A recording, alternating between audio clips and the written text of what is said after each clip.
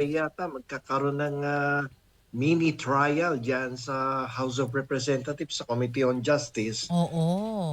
tungkol dito sa impeachment trial ng ating Vice Presidente, Mm. si Vice President Sara Duterte. Pero alam mo partner, nagpahayag Mm. ang kanyang abogado o spokesperson na si Attorney Powa Oh, na yes, mukhang hindi attorney. sila pupunta sa mini trial, no, Mhm. sa Martes sapagkat ito daw rules of procedure ng House of Representatives Mm. Justice Committee ay hindi daw favorable para sa isang respondent in an impeachment case. So wala daw Oh, silang something that they will gain if they dito. will attend in this Oo. impeachment mini trial Mm. sa House. Okay. So minarapat nila, wag na lang pumunta si Vice at Mm. hintayin na lang kung ano magiging resulta ng House Committee on Justice Mhm. mini trial.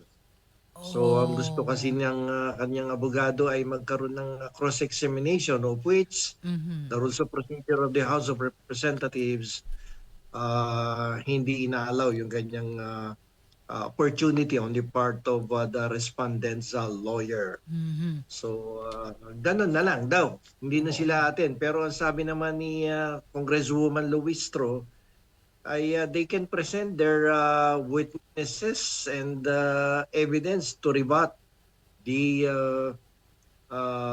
complainants' witnesses and evidence Oo. already presented.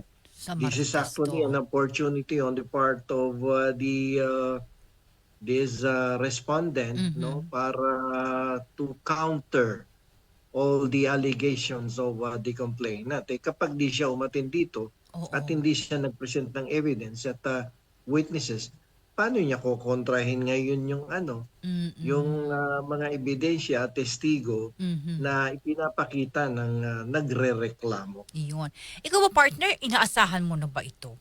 Na ganyan ang magiging hakbang, 'no?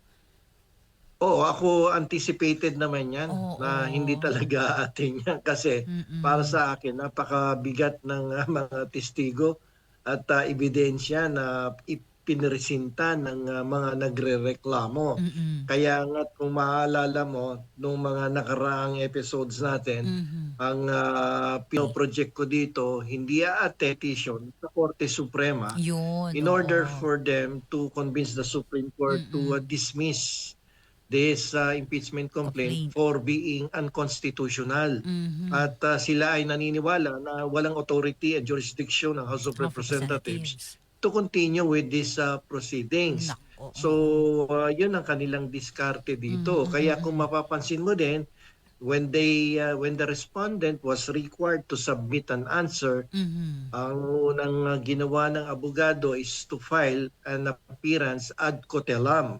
Of Oo. which sinasabi na nga nila, ulitin lang, parang mag-recap lang tayo dito. Mm. Na kung Pinag-usapan na saan ho natin ito nung nakaraang mga episode. nire-recap Oo. lang natin, no, kasi Friday naman. Mm. So, during the time that they were required to answer, the lawyer, instead of directly answering, filed an appearance, no, ad cotellam.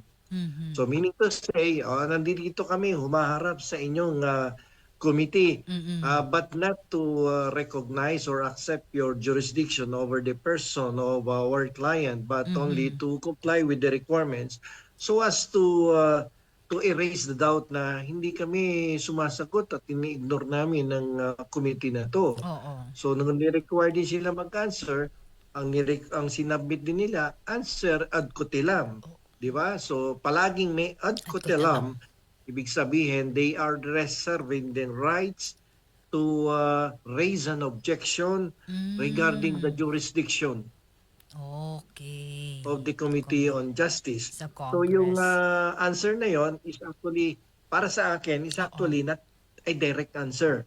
It is only for compliance, but hindi naman nila dinitalye doon yung sagot nila doon Oo. sa allegation eh. Hindi, For attorney. purposes of compliance and for Nag-submit lang purposes of sila.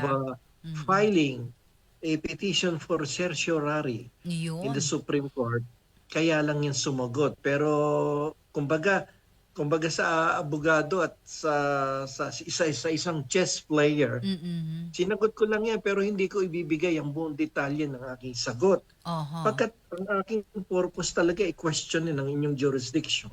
Ba't ko isasabihin sa iyo yung mga cards ko? Mm-mm. Baka ma-booking nyo pa ako kung ano ang aking pinaplano. Mhm. In the event, i-deny ako ng Supreme Court. O, ganito yan. Oh. Nag-file sila ng certiorari, ayaw Oh. nila sumagot Sa dito, Congress. pahapyaw lang, malabnaw ang kanilang sagot Mm-mm. sa kanilang answer.